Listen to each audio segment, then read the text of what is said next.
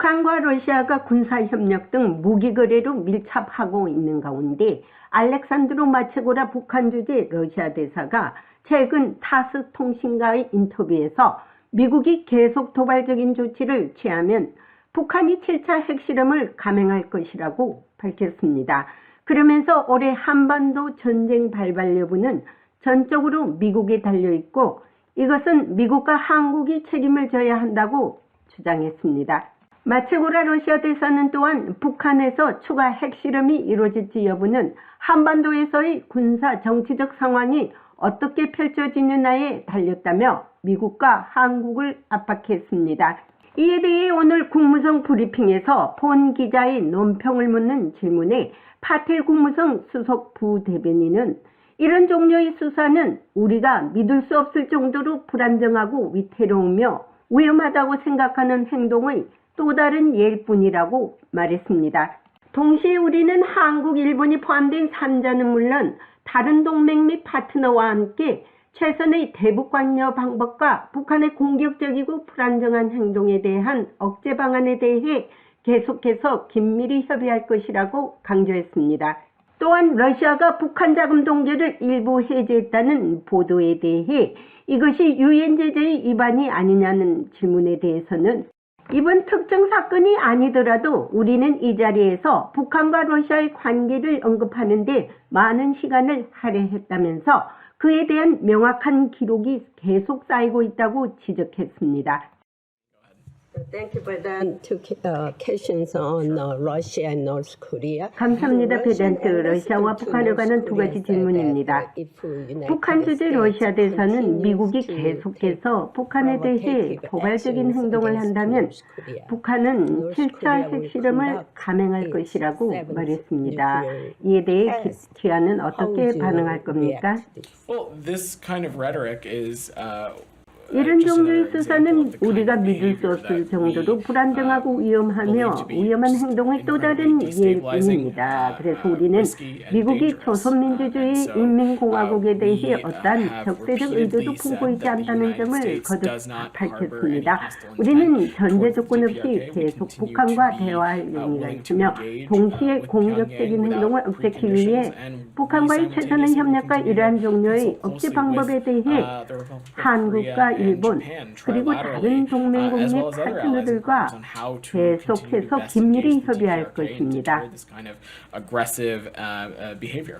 One more quick, the New York Times. 뉴욕 타임즈는 러시아가 북한으로부터 동결된 자금 1,200만 달러를 해제해주고 북한이 자국 은행 계좌를 사용할 수 있도록 허용했다고 보도했습니다. 러시아가 유엔 제재를 위반하는 것에 대해 기아는 얼마나 우려하시고 있습니까?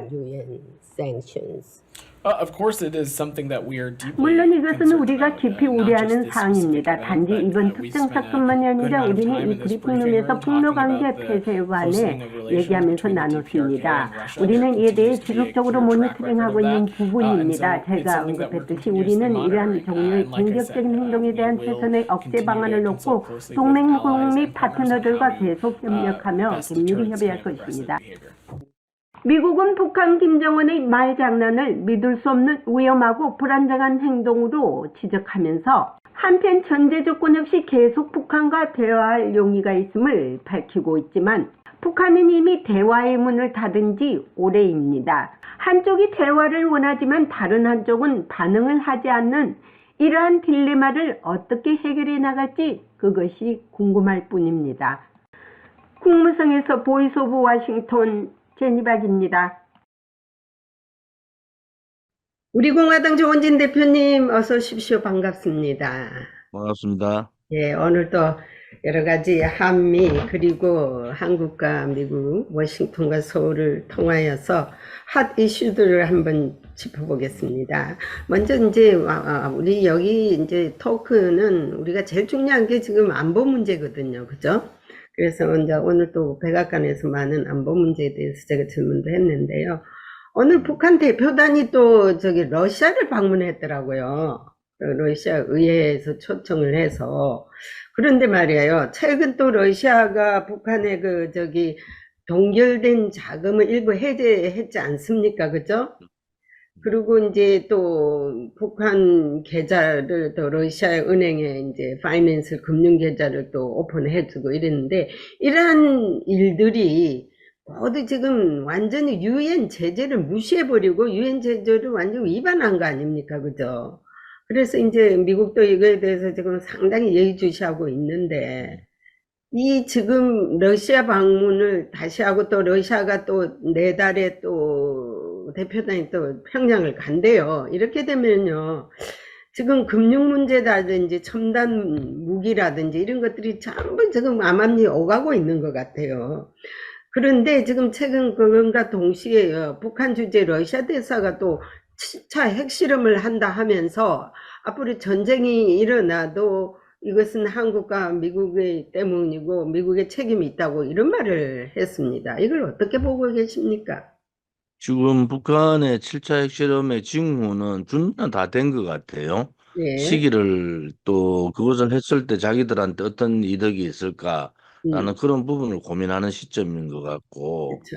지금 그 김정은이 러시아 방문을 하고 그 방문 이후에 이제 러시아하고 긴밀한 무기 거래 또 거기에 따르는 자금 또 러시아의 첨단 군사 기술에 대한 북한 지원 뭐 이런 것은 공공연하게 지금 이루어지고 있는 사실이고요.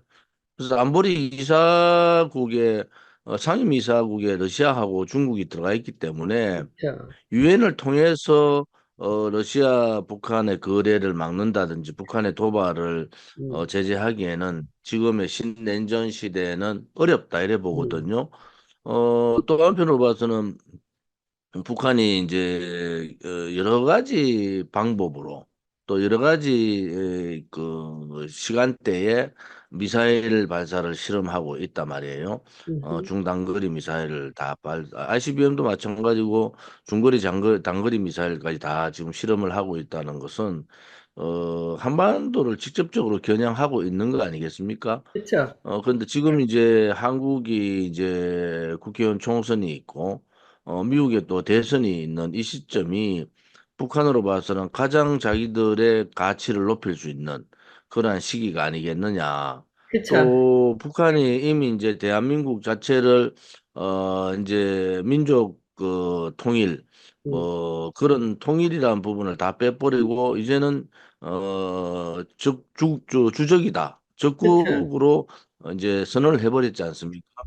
거기에 따르는 이제 또 우리 대한민국의 여러 가지 이 신냉전 시대에서의 윤석열 정부의 역할 이런 부분들이 대단히 필요하고 또 아직도 뭐 북한 종북 친북주의자들 특히 국회 내에서도 주사파들이 많이 들어가 있지 않습니까? 그렇죠. 그들에 의한 북한 따라하기, 북한을 존중하는 그러한 입장들은 이미 북한에 의해서 다 무너져 버렸잖아요.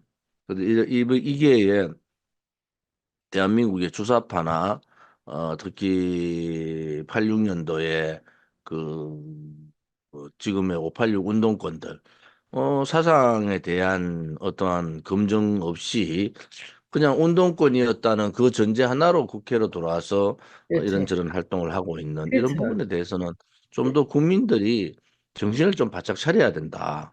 그런 입장을 맞습니다. 갖고 있습니다.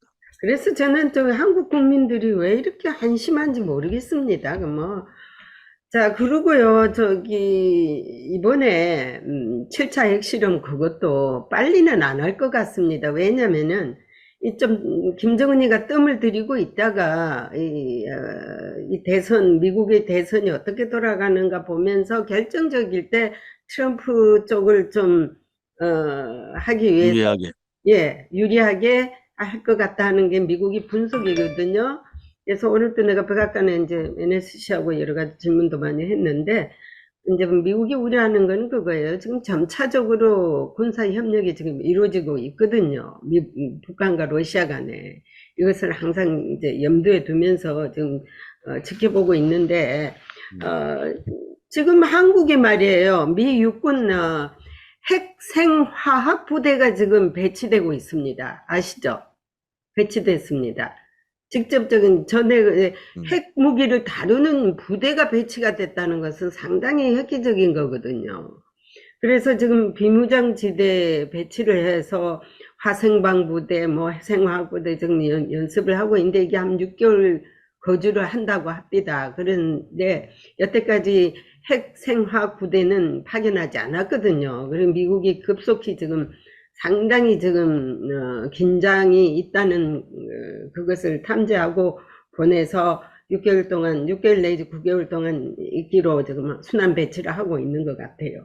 그래서 그 문제는 이제 북한의 핵실험뿐만이 아니고 핵에 대한 도발 가능성이 있다고 보는 거 아니겠습니까? 그렇죠. 문제는 이제 핵 도발은 아니더라도 부분적인 국지전 그러한 부분에 있어서도 가능성을 보고 있기 때문에 그렇죠. 이제 한반도의 한국의 주한미군의 그 핵, 화학, 생화학 생화학 무기, 부대. 생화학 부대 이런 파견은 우리한테로 봐서는 굉장히 예의주시해야 될 부분이다 이렇게 볼 당연하죠. 수가 예. 있고요. 예. 또 하나는 한국에서는 지금 그 트럼프의 그 우방국에 대한 입장, 또 나토 2% 국방비 부담금을 내지 않는 그러한 2%의 나토에 대해서 러시아의 공격을 시사하는 그러한 발언을 했는 거 아닙니까? 또 당시에 트럼프 정부 당시에도 한국 정부의 국방비 분담금에 대해서 엄청나게 압박을 가했잖아요. 그렇죠. 지금 미국에서는 뭐 바이든 쪽에서는 뭐 미국스럽지 못하다 그런 입장을 밝혔지만은 미국의 입장은 어떻습니까? 지금 한국에서는 그 문제를 굉장히 예의주시하고 있거든요. 지금요, 바이든 대통령 다큐멘트 그 문제 가지고 그저께 이제 판결을 내린 판사 그런 얘기를 했지, 기억력이 세텐 올드맨이라 해가지고 지금 백악관이 발짝 뒤집어졌습니다. 그래서 바이든 그 기억력 가지고 그냥 전적으로 그냥 기자회견을 하고 했는데, 이게요, 이렇게 돼가 있습니다. 미국 국민들은 지금 사실 나이가 너무 많아요. 나이는 맞는데 지금 사실 이렇게 돼가 있습니다. 바이든이냐 트럼프냐 양쪽을 볼 때 둘이 다 same. 하나는 무능력, 하나는 위험인물이에요. 자, 무능력을 택할 거냐 위험인물을 택할 거니까 거기서 거기에요. 아시다시피. 그러니까 이 참 미국 국민도 괴롭다고 지금요. 그러면 바이든이 이제 보이지 않는 간접적인 압력을 지금 엮고 있어요. 근데 바이든이 끔찍도 안 하거든요. 일단 자기는 대통령 이기를 하겠다는 것은 나왔고, 나 이상 트럼프를 이길 사람이 없다고 자신이 그냥 선언을 했기 때문에 옆에서도 눈만 덩그레가 있고 이걸 어떻게 할 줄을 모르고 있어요. 그래서 이제 새로운 인물이 예를 들어서 나와가지고 예를 들어 공화당이나 민주당이나 새로운 지금 이제 페이스가 지금 나와서 그 소리가 좀 끊기고 화면이 좀 끊기거든요. 네, 괜찮습니다. 그래서 이제 소리가 예를 들어서 바이든이냐 트럼프냐 택했다면 둘 다 안 택했다는 거거든요. 그러면 새로운 인물이 과감하게 나와야 되는데 이 인물들도 눈치 보느라고 아직은 안 나와요. 이제 중간쯤 가서 어떻게 획기적으로 바뀔지 모르지만은 지금 현 상황에서는요. 트럼프가 그나마 점수를 좀 땄는데 나토 문제 가지고 완전히 뒤집어져 가지고 오늘은 어째 바이든 기억력 문제가 싹 사라지고 트럼프 나토 뭐 저 멤버십 안 내면은 뭐 푸틴한테 시켜서 뭐 더 공격하게 만들겠다는 이런 그 하여튼 트럼프는 입 좀 가만히 다루고 있으면 본전이라도 찾는데 이게 큰 문제. 그러면은 나토의 그 멤버십 종용하는 것이 나중에 주한미군까지도 또 불똥이 터요. 분명하게 방위비 더 내라고 지난번 난리가 그래가지고 지금 트럼프 때 방위비 부담금 때문에 얼마나 우리를 예. 괴롭혔습니까? 그래서 그런데 지금 이제 한국 국민들은 트럼프가 집권하게 되면은 이제 우크라이나 전쟁 지원이나 대만 지원, 특히 한국에 대한 그 주한미군 이제 그 볼턴이 얘기했잖아요. 실질적으로 바이든은 저 트럼프는 나토나 또 한국 이제 일본에 대한 주한미군 혹은 그러한 역할에 대해서 상당히 이 반감을 가지고 있고 주한미군 철수라는 얘기까지 갖고 있는 사람이라서 한반도의 안보로 봐서는 주한미군의 역할이 엄청나게 크고 지금 그 핵을 완성하고 있는 북한의 김정은 체제에서 만약 주한미군에 대한 감축이나 철수 문제가 다시 거론된다 하면은 이 안보 문제는 걷잡을 수 없는 상황으로 가거든요. 그렇죠. 그래서 트럼프의 이 말 한마디가 우리 대한민국 뭐 나토 보고 했는 얘기지만 우리 한국 보고 하는 얘기하고 똑같은 거 그렇죠. 아니겠습니까? 그래서 그래서 그런 압박을 대단히 많이 받고 있는 상황입니다, 지금. 그래서 이제 여기 그 저기 RNC라고 저 리퍼블릭 쪽에서도요. 한국이 지금 여기 한국 재미 한국 동포가 얼마나 많습니까?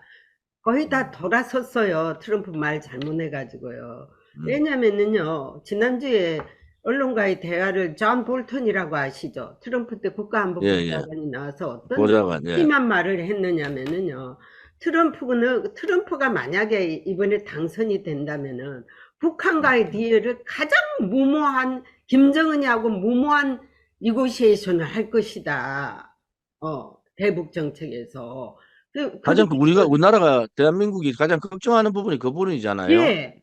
아무런 수확도 없이 주한미군 철수 들고 나오고 북한하고 그 뒷거래하고 손잡고 뭐 이래 하면은 대한민국은 이제 고립되는 상황이 올 텐데 그래서 트럼프가 대통령이 되는 것은 우리나라 안보나 여러 가지 면에 봐서는 최악의 상황이 올 수도 있다 이래 보는 거죠. 그래서 존 볼턴이란 분이 그나마 그 옆에서 있어가지고 견제를 해서 마지막에 안 속고 베트남에서 이게 바뀌어버렸지 않습니까? 그랬더만 이제 문재인 패거리들도 자빨들, 개딸들이 제일 미워하는 게 존 볼턴 아닙니까? 그 사람이 따라가지 못하게 하는 겁니까? 왜 그 사람을 따라가지 못하게 해요? 왜냐?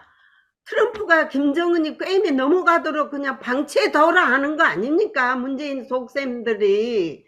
그래서 악착같이 존 볼턴을 따라가라 그랬어요. 보수 쪽에서는. 그거를 싫어하는 게 문재인 패거리들 아닙니까? 그래서 베트남에서 결렬될 때 결정적인 역할을 존 볼턴이 했고 존 그렇죠. 볼턴 얘기는 트럼프에 대해서 낱낱이 얘기하지 않습니까? 저게 이제 잘못하면 이제 주한미군 주일미군을 이제 철수시킬 가능성도 있다. 방위비 얘기하지만은 북한의 무모한 부분에 대해서 눈 감아주면서 북한하고 손을 잡을 가능성도 있다. 뭐 이런 여러 가지 얘기들 많이 그때 지금 많았습니다. 하고 있더라고요. 예. 요 근래에도 그런 얘기를 실질적으로 하고 트럼프는 그런 생각을 갖고 있었다라고 얘기를 하더라고요. 그런 그래서 부분을 보면은 거기에 우리나라로 제가 봐서는 되게 위험하다 이래 보는 거죠. 그때 내가 서울에 가서 우리 조은진 대표님하고 또 톡쇼를 하고 내가 거기를 갔지 않습니까? 베트남을. 근데 베트남의 그 대사로, 북한 대사로 있는 분이 김명길이라고요. 여기, 제2차장으로 있었어요. 주 유엔 주재 북한 대표부에. 저하고 많이 토킹을 많이 한 사람인데, 그 사람이 승진이 돼가지고 거기 북한 대표부에 대사로 가가 있더라고요. 그 다음에 또 여기, 참사관으로 있는 사람이 외교부 차관으로 돼가지고 했는데, 이 사람들 보고 다 미제 간첩이라고 김정은이가 가서 모가지 다 날렸어요. 그때. 소스를 미국에 다 줬다면서 어떻게 미국이 다 아느냐 이거죠. 연변에 아직 그게 있는 게. 아니 미국이 어떤 나라입니까? 그거 아니더라도 그걸 다 지금 마지막 카드로 쓰려고 했던 거 아닙니까? 그래서 이제 존 볼턴이 그러면서 대북 정책은 상당히 위태롭게 되어갈 것이고 그나마 그래도 뭐 바이든이 당선되면은 이제 지금 이 식으로 그대로 갈 것이다. 그러니까 현상 유지는 가는데 트럼프가 지금 이제 나이도 많고 또 그런 그 자기 아집이 너무 강하고 또 미국 중심주의라는 게 미국 중심주의라는 게 우방 국가들하고 관계를 불편하면서 할 필요는 없잖아요. 우방 국가는 죽고 사는 문제인데 이런 부분에 있어서는 우리도 좀 그 여러 가지 정신을 좀 차려야 되겠다. 지금의 미국의 대통령 선거가 뭐 바이든 트럼프 이 싸움이라고 이렇게 하지만은 지금 불안한 것은 트럼프가 인기가 더 자꾸 높아지고 있으니까 그런 부분에 있어서는 좀 걱정이 되는 부분이 그거는 이제 많습니다. 겉절이만 보는 거예요. 실내에서 뒤집어 보면은 그냥 올드맨이라는 그 외에는 큰 정책적으로는 큰 문제가 없는데, 자, 그래서 이제 예를 들어서 이런 거는 있어요. 미국 우선주의, 아까 말씀하신 그 우선주의라는 것은 미국을 최고로 하는데 같이 살아야 되는데, 성공이라는 것은요, 동맹국과 어울려서 가야 됩니다. 자기들 미국을 우선주의라 해가지고 미국의 모든 와이칼라만 딱딱 선택하면은 우리가 설 자리가 없지 않습니까? 그래서 소수민족들이 그거에 대해서 상당히 지금 우려하고 있거든요. 그 정책에 대해서. 그리고 저기 한미 관계라든지 이런 것도 전부 돈으로 그냥 재면은 안 되는 거거든요. 그래서 이제 이런 문제라든지, 그리고 이제 앞으로 이제 어떻게 되어 갈지, 이제 한반도 상황이, 오늘 내가 이런 걸 들은 게 있었어요. 또 한반도 상황이 상당히 극한 단계로 간다면은 한국에 있는 미국의 시민권자를 우선으로 본국으로 호출한다라는 소리도 있어요. 예, 왜냐면은 갑자기 일이 터지면은 서로 뭉쳐가지고 비행기가 떠서 이렇게 하는 것보다 점차적으로 이렇게, 지금 패밀리가 나가 있는 군인들이 많거든요. 그 군인들이 일단은 패밀리가 들어와라, 안정감 있게. 그거 한다는 건 일단은 뭐 주한미군의 가족들부터 먼저 소개 작전을 그렇죠. 하겠죠. 문제는 이제 그분들의 그런 상황이 갔다가면 이제 전쟁을 대비하는 상황이고, 아무튼 그렇죠. 주한미군 입장에서는 그러한 훈련들도 좀 다 하고 있는 그런 당연하죠. 상태이지 않습니까? 그래서 근데 지금 이제 핵부대를, 우리가 총선을 앞두고 뭐 국론 분열은 뭐 당연히 총선 때 여야가 싸우는 건 당연하지만은 음, 특히 안보 부분에 있어서 여러 가지 걱정되는 그러한 불안한 징후들이 자꾸 일어나고 있는 거 아니겠습니까? 맞습니다. 그래서 윤석열 정부가 어쨌든 좌파 정권한테 정권을 넘기지 않고 보수 정권이 다시 이제 정권을 가져와서 이 지금 급박하게 돌아가는 이 한반도 또 국제 정세 신냉전 시대에 대처를 나름대로는 잘 하고 있다. 안보 부분에 있어서는. 그런데 이제 안보 외의 부분에서 너무 이제 국민들한테 민생이나 경제라든지 이런 부분을 못 챙겨서 이런 부분에 있어서 또 김건희 여사에 대한 여러 가지 말들 이런 것 때문에 윤석열 대통령의 국정 지지도가 30%대를 거의 넘지 못하는 그런 상황이라서 여러 가지로 총선에도 그 악영향이 있을 수 있다 이렇게 봅니다. 그리고요, 이번에 제가 딱 보니까는요, 민주당은 뭐 연동제인지 뭐 준연동제인지 해가지고 위성정당을 끌어들여서 또 꼼수 작전을 하는데, 어찌하여 국민의힘은요, 이번에요, 태극기 부대 끌어들이지 않으면은요, 국민의힘 그대로 집니다. 예, 뭐 명심해야 돼요. 태극기 부대라는 표현보다는 이제 민주당은 소위 연동제를 또 준연동제를 통해 가지고 한 20석 중에 10석 정도는 바깥에 시민단체 제하에 주고 예, 10석은 자기들이 추천하는 방법 이렇게 얘기를 하고 있는데 국민의힘은 저가 다 먹겠다는 거 아닙니까? 저가 그러니까 문제죠. 독식하겠다. 와, 근데 그 문재인 정권 때 그 핍박받는 그 상황에서 저항한 세력이 있었잖아요. 특히 우리 음, 공화당. 음. 우리 공화당 같은 그러한 저항 세력들이 있었기 때문에 윤석열 정부가 들어온 거고 그렇죠. 또 그 당시에 조국 수호 세력들이 검찰 앞에 그 언덕 한쪽을 막고 난리할 때 우리 공화당 중심으로 성모병원 중심으로 그들하고 그렇죠. 대등한 숫자를 가지고 싸운 거 아닙니까? 그렇죠. 그러한 영향들을 한번 고민을 해보라는 거야. 왜 그 당시에 다른 국민의힘의 국회의원이나 이 사람들은 다 고개 숙이고 조국 수호 세력과 못 싸우는데 유독 우리 공화당이 그 성모병원 쪽을 장악해가지고 맞불을 붙였잖아요. 그래서 그게 윤석열 그 당시 검찰총장한테 엄청난 영향이 있었을 거다. 왜냐하면은요 저항하지 않고 좌파들의 조국 수호 말한 말도 안 되는 그러한 논리를 가지고도 엄청난 사람을 모아가지고 압박을 할때 국민의힘이나 보수에 있는 사람들이 어떤 행동을 했느냐. 우리 그렇죠. 공화당은 실질적으로 사람들을 모아서 그들과 맞불을 세워서 투쟁을 한 거 아닙니까? 조국 수호가 무슨 소리냐? 그다음에 우리는 헌법 수호, 조국 수호하는 헌법 수호를 주장하면서 윤석열 검찰총장의 입장을 대변해 준 거잖아요. 지금 그게 맞습니다. 많이 오래된 사건도 아니에요. 그 당시에 국민의힘에 행동하는 국회의원들이 있었느냐? 그 없었죠. 당시 국민의힘에 바른소리하는 국회의원들이 있었냐는 거야. 지금 이런 식으로 국민의힘이 총선을 치르면 똑같은 현상. 총선 국회의원이 되면은 그날부로 뭐 좌파들이 뭐 윤석열 퇴진 운동을 하든 탄핵 운동을 하든 뭐 그렇게 난리를 쳐도 나서서 싸울 국회의원이 있겠느냐는 거죠. 그렇죠. 이런 부분에 있어서는 한동훈 비대위나 윤석열 정부 국민의힘이 반성을 해라는 거, 반성. 당신들이 그냥 자연스레 가만히 앉아가지고 정권을 가져온 게 아니라는 거야. 그게 반성을 하고 이제는 좀 보수의 가치를 지키면서 굴종하지 않고 행동하고 또 정의의 불의에 대해서 저항하는 그러한 보수의 행동하는 양심들이 있어야 되는 거 아니겠습니까? 그런데 국민의힘은 그 당시에 자기들은 가만히 있고 굴종하다가 이제 총선 되니까 한동훈이 내세워가지고 이번에 총선 이래하면 이길 수 있어. 그런 오만함을 가지고 총선만 당선만 되면은 사라져요.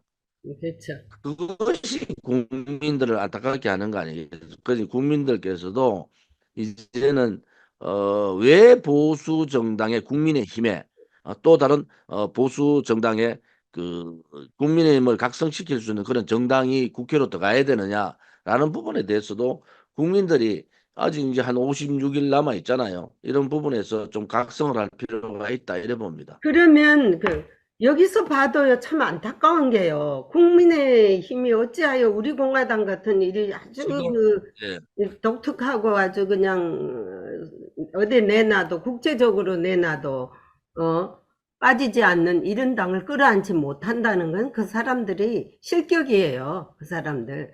그래서 여기 있는 기자들도 그래요. 어찌하여 그 태극기 들고 백악관 앞에 왔던 그 당들을 윤석열이가 끌어안지 않는다는 건 that's a shame. 상당히 부끄럽다. 그런 얘기까지. 이거는 저는 지금 이미 이제 보이는데 총선 끝나고 나면은 이게 이제 걷잡을 수 없는 혼란 상황으로 올 거예요. 거기에서 국민의힘 국회의원들 거기에서 저항할 수 있는 우리 탄핵 때 봤잖아요. 그런 국회의원들 없습니다. 그 자기 욕심만 제가 차리는 안타까운 거예요. 것은 국민들한테 국민들한테 저들의 그 독주가 의회 독주 또 이제 윤석열 퇴진 하고자 하는 저 사람들의 의도가 뭡고 맞서 싸우지 않으면은 제2의 탄핵 사태가 올 수도 있다. 이런 국민들이 아셔야 돼요. 그럼 맞서 싸울 수 있는 사람들을 국회로 보내야 되잖아요. 그래야지 국민의힘도 정신 차릴 거 아니에요. 지난번 같이 배신하든지 고개 숙이고 문재인이 무슨 짓을 해도 한마디 말 못하는 그러한 국회의원들이 아니라 정말 거짓과 불의와 싸우면서 국민들을 위해서 국민들한테 알리는 그러한 정당 국회의원들이 이번에 국회에 들어가야 된다. 그래서 우리가 보수 대통합하자고 지금 계속 얘기하는 것도 국민의힘이 가지지 못한 국민의힘이 가질 수도 없는 부분들을 우리 공화당 당원들이 갖고 있다는 거 아닙니까?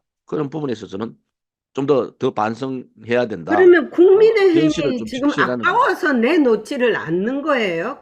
몇 석을 어떻게 된 거예요? 자기네들이 자기들이 다 독식하겠다는 가지겠다. 거예요? 자기들이 독식하겠다는 거죠. 오 마이 갓. 그거는 그게 좀 무리가 있네. 왜냐면요. 민주당은 이미 이재명이 다음 대선을 위해서 민주당은 이미 장악했잖아요. 이제 바깥에 제야 세력들을 이제 모아가지고 위성 정당에다가 의석을 주고 이렇게 하나로 이제 자기 중심으로 제야가 밀어주도록 그래 유도를 하잖아요. 그래요. 이쪽은 그동안 제가 볼 때는 잘한 게 없잖아요. 국민의힘이 그동안 뭘 잘했습니까? 배신했던 사람들, 문재인 정권의 그 5년 동안 그 폭정에 대해서 저항하지 못한 사람들이 다시 공천 받아가 국회의원만 다 알면 된다 이래 보잖아요. 우리가 겪어봤죠. 불과 7년, 5년 전, 6년, 7년 전에 다 겪어봤잖아요. 그것을 우리가 뼈저리게 느끼고 있어서 이제는 정치인이 행동하지 않는 정치인, 불의에 굴종하는 정치인, 그 다음에 불의 보고 투쟁하지 못하는 정치인의 시대는 끝난 거예요. 그렇죠. 그 시대는 이미 지났는데 아직도 구시대적 생각을 가지고 그렇게 의석만 가지면 된다. 의석 가지면 뭐합니까? 그들이 저항하지 못하는데 그렇죠. 내려놓을 게 너무 많아서 아무것도 못한다. 국민들만 마음이 안타까워가 나라가 잘못될까봐 또 이재명 정권 잡으면은 뭐가 어떻게 될까봐 문재인하고 저항하지 못하면은 모든 자유도 없어지고 헌법적 가치도 없어지고 뭐 그렇게 갈까봐 우리 국민들만 안타까워서 태극기 들고 막 태극기 자리에 못 나오는 국민들도 그런 안타까움이 있었잖아요. 그래서 예의주시하고 있는 거예요. 저는 왜 예의주시하느냐? 그래? 너가 정말 우리의 그 순수한 애국심, 또 나라를 살려야 되겠다는 그러한 구국의 정신, 또 우리가 뭘 하겠다 이런 게 아니잖아요. 그렇죠. 그러한 정신을 무시하고 너희끼리 했을 때 불과 총선 끝나고 6개월도 안 돼가 많은 사건들이 터질 텐데 거기에 국민의힘의 국회의원들이 한 명이라도 나와서 저항할 수 있겠느냐? 그렇죠. 저항 못한다 봐요. 그럼 우리 공화당은 또 저항을 해야 되느냐? 너가 우리를 버렸는데 너가 한번 해봐. 그러면 어떤 사태가 벌어지겠습니까? 걷잡을 수 없는 소위 말하는 윤석열 정권의 고난의 시간이 갈 거다. 그렇죠. 그래서 그것을 걱정하는 거예요. 그것이 나라를 위해서도 국민을 위해서도 옳지 않기 때문에 그것을 걱정해서 저 잘못된 국민의힘하고도 우리가 보수 대통합을 통해서 하나로 가야 된다. 이렇게 얘기했는데도 한번 지켜보겠습니다. 아직도 날짜는 있으니까 만약에 국민의힘이 이번에도 바깥에 있는 소위 그 구국의 이 국민들을 외면했을 때 그렇죠. 거기에 따르는 후과는 엄청나게 크게 온다. 그렇죠. 그거에 대한 국민의힘이 저는요 거기에 있어봤잖아요. 국민의힘 국회의원 누구도 거기에 저항하는 국회의원은 없습니다. 그냥 없습니다. 자기 안위만 생각하고 앞에서는 떠들죠. 실질적으로 내려놓고 한번 해봐라. 그럼 정권 바뀌면 자기들 죽는 줄 아는데 그거 되겠습니까? 안 되는 거죠. 그리고 다 배신자들만 모여 있잖아요. 배신자들만 꾸역꾸역 들어오더라고요. 김무성이도 그렇고 유승민도 그렇고. 그리고 또 윤석열 대통령이나 윤석열 정부로 봐서도 고민이 많을 거예요. 한동훈 비대위원장 내세워서 어느 정도 이렇게 민주당에 대한 얘기들을 많이 하고 나름 가지만은 결국은 의석을 더 많이 얻으면 뭐합니까? 그 의석을 그리고요. 얻은 사람들의 자질들이 문제가 있는데 한동훈이란 사람도 깜짝 소해서 끝나버렸는데 한동훈이라는 사람은요. 그 캠페인에 보면은 같이 가면 길이 있다는 거였는 걸 왜 같이 끌어안지를 못해? 말은 잘하네. 같이 간다며. 같이 가야지 길이 있는 것이죠. 혼자서들 왜 그리 독식하려 그래요? 그래서 저희들은 우리 공화당에서나 저나 한번 지켜보고 있다. 지금도 우리는 이미 제안을 했고 보수 대통합을 해야지만이 국민의힘이 가지지 못한 강점을 우리 공화당이 많이 그렇죠. 갖고 있고 저는 그랬어요. 정광훈 목사 안 된다. 그쪽하고는 절대 우리가 같이 갈 생각이 없는데 우리 공화당은 극우 세력이 아니고 우리 공화당이야말로 순수한 그렇죠. 애국 세력이다. 맞아요. 그다음에 정당다운 활동을 우리가 제대로 하고 있지 않습니까? 아니 50만 당원에 5만 3천의 책임 당원이 있는 정당인데 언론에서 꽁꽁 감췄죠. 요즘은 제가 방송을 많이 나갑니다만은 시간이 아직 조금은 있어서 지켜보겠습니다. 국민의힘이 한동훈 비대위가 또 용산의 윤 대통령이 고민을 해야 된다. 그 당시에 문재인 정권의 포갑 때 누가 싸우고 조국 수호 세력들하고 누가 전면전을 했고 민주노총하고 누가 전면전으로 싸우고 있는가 이런 부분에 대해서 고민을 해야 됩니다. 그리고요, 한국이 아주 웃기고, 여기 교포들도 참 부끄러워하는 게 있습니다. 오늘 화면이 예, 많이 잘려요.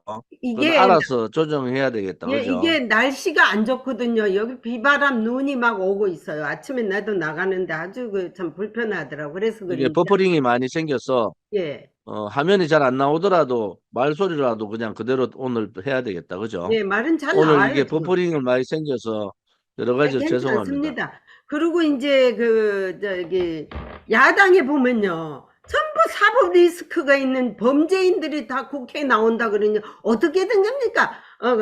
국회의원이란 건 입법을 만드는 입안자들인데 조국이도 그렇고요. 전부 국회의원 나가서 아무튼 조국이가 나오는 것은 민주당한테 도움이 안 되죠. 예, 민주당한테 다들 그래, 조국은 다들. 자기의 뭐 자기가 잘못했다고 사과 몇 번 하면서도 법정에 가서는 아무런 반성하지 않잖아요. 그래서 그런 부분을 봐서는 이번 선거가 좀 복잡한 선거가 됐어요. 국민의힘 민주당이 있지만 우리 공화당도 있고 오른쪽에 왼쪽에는 뭐 개혁신당이라 하지만 사실 중도 좌파 쪽이고 음, 그래서 오른쪽에 국민의힘과 우리 공화당이 합치고 또 애국 세력들이 뭉치면은 그렇죠. 좋은 결과가 있을 거다. 그러고 저들은 이제 죽기 살기로 싸우잖아요. 그렇죠. 그런데 이쪽은 국회의원 한석 얻으면 자기가 자기나 편하게 살고 자기 명예만 지킨다는 사람들이 대부분이니까 그러한 국가관이나 애국심, 그다음에 이 정체성, 또 헌법적 가치 이런 부분에 대한 고민들을 좀 적게 하는 것 같다. 그런 부분에 있어서 국민의힘의 국회의원들이나 이번에 후보로 출마한 사람들은 그런 고민을 좀 많이 해야 된다 이렇게 보는 예. 거죠. 그 이제 우리 공화당은 뭐 마음 편안하게 가지시고 마이웨이도 갈 준비도 하시고 그러면 되는 거예요. 자기네들이 이렇게까지 아니 주사를 뭐 던졌는데 보수 대통합 얘기했고 우리가 그 여러 경로로 보수 대통합을 하지 않으면 총선 끝나고 굉장히 어려운 상황이 온다 이렇게 예, 얘기를 했기 때문에 선택을 자기들이 하는 거고 만약 안 우리는 마이웨이 또 뭐 그냥 우리 독자적으로 가는 길도 그렇죠. 우리가 생각을 하고 있습니다. 공은 이미 넘어갔으니까 한번 지켜보시고 뭐 큰 그게 없으면 할 건데 상대는 이제 아집이거든요. 하여튼 잘 됐으면 좋겠는데 우리 공화당이 무슨 뭐 자기네들이 프레임을 씌워가지고 뭐 구군이 작으니 하지만은 솔직히 말해서 민주당은 전부 극좌만 남았지 않습니까? 그쪽에는 극좌지. 그죠? 문재인 때 전부 극좌들이 운동권 세력 중심으로 이재명은 이번에 586 운동권들하고 야합을 했죠. 손을 잡아서 자기 다음 대선 구도의 틀을 짜는 그러한 기회로 마련했죠, 이번에. 만약에요, 한국이 극자들이 다시 잡으면요, 요 교포들의 고향을 다 등지겠다는 겁니다. 한국을 안 가겠다는 거예요. 하여튼 정신 똑바로 차려야 되겠습니다. 윤석열 정권이 참 이렇게까지 딱 팔자를 쥐어줬는데도 못하면은 이거는 이제 끝장 아닙니까? 그죠? 그래서 이제 예. 잘 하시고 우리 공화당 하여튼 화이팅! 오늘 여기까지 합시다. 할 말은 많은데 다음에 하기로 하고 근데 지금 문제는 이제 국민의힘의 그 탄핵 세력들이 우리 공화당 저에 대한 비토들이 많죠. 뭐 그것도 우리가 이겨나야죠. 예. 근데 그게 다 고맙습니다. 시기하는 거 아닙니까? 누가 그러더라고. 자기보다 한국 사람들은 자기보다 좀 잘났으면은 무조건 밀어 제치는 그게 있다고. 그게 미국하고 여기하고 좀 틀려요. 정치권에서는요.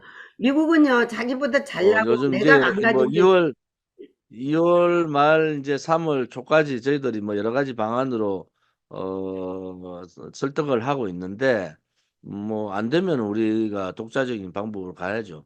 뭐 그렇죠. 그들이 그 다음에 저는 총선 끝나고 난 다음에 여러 가지 길들이 저는 보이는데 네. 그때는 우리 공화당의 가치가 더 높아질 테다. 뭐 그렇죠. 여러 가지 맞습니다. 고민들을 하고 있습니다. 맞습니다. 잘 고맙습니다. 후회할 때는 too late, 오케이? 예, 예, 네, 오늘 감사합니다. 감사합니다. 건강하시고요. 예, 안녕히 예, 계십시오. 고맙습니다. 예, 네. 바이.